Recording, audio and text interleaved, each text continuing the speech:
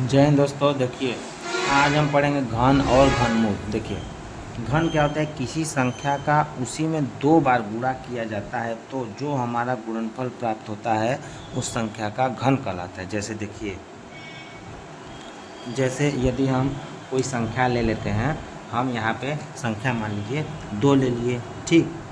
अब 2 में 2 बार और गुणा कर दें, 2 में 2 बार और गुणा कर दे तो हमारा कितना आ गया? 2 दूना 4, 4 दूना 8। तो 2 का हमारा घन कितना होगा? 8। अब देखिए आगे, संख्या गुणनफल की घनमूल कही जाती है। और जो हमारा 8 आया, ठीक ठीक, अब हम कह सकते हैं कि हमारा 2 का घन कितना होगा? 8। और इसी तरह और जो संख्या होगा ये 8 का क्या होगा? घनमूल होगा। तो ये हमारा 8 का घनमूल अगर हम निकाल दें, 8 का घनमूल, 8 का घनमूल हमारा कितना हो जाएगा? 2। इसी तरह हम संख्या यदि 7 ले लें तो हम 7 में 2 बार 7 1 2, 7 में 7 7 49, फिर इसका जब हम गुणा करेंगे 343, तो हमारा 7 का देखिए 2 का घन कितना आ गया? 8। तो 7 का घन कितना हो गया? 343। और जो संख्या है ये 343 का घनमूल कितना हो जाएगा? कितना हो जाएगा 343 का घनमूल?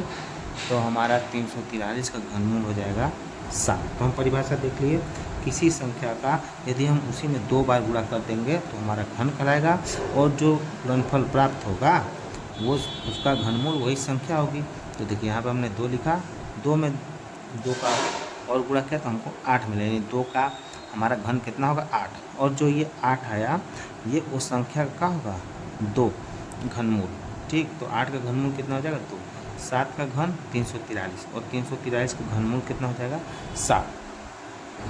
आगे हम कुछ संख्याओं का क्या निकालेंगे? घनमूल निकालना सीखेंगे। जैसे देखिए, हमको बताना है 64 का घनमूल। तो देखिए 64 का घनमूल निकालने के लिए सबसे पहले हम 64 का क्या करेंगे? गुणनखंड करेंगे। क्या करेंगे?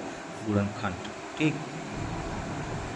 तो हम 2 से लेंगे, 2 3 बार 2 3 6, 2 दूना 4, फिर 2 से 2 1 कम 2, 1 इसके पास गया 12 हो गया, 2 छके 12, फिर 2 से लिखेंगे 2 8 16, फिर 2 से 2 चौके 8, फिर 2 से 2 दूना 4, फिर 2 से 2 1 कम 2।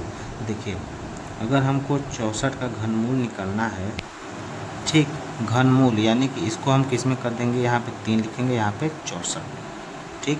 तो अब हम यहाँ पे घनमूल लगा देंगे, और 64 को हम देखिए कैसे लिखेंगे? 1 2 3 4 5 6, 1 2 3 4 5 6, ठीक।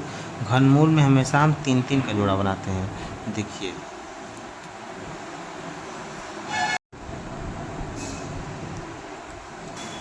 तो अब हम 64 का वर्गमूल निकालेंगे। देखिए 64 का वर्गमूल निकालने के लिए सबसे पहले हमको 64 का गुणनखंड करना होगा। 64 का गुणनखंड के लिए हम 2 से काटेंगे 32, फिर 2 से काटेंगे 16, 2 से काटेंगे 8, 2 से काटेंगे 4, 2 से काटेंगे 2, 2 से काटेंगे, ठीक। फिर हम सबको गुणनखंड में लिखने, घनमूल निकालने के लिए सबसे हम 3 3 का पेड़ बनाते हैं। देखिए 1 2 3, 1 2 3, तो हमारा आएगा 2 2 2, ये हमारा आएगा 4। तो 64 का वर्गमूल हमको कितना मिल गया? 4। धन्यवाद दोस्तों।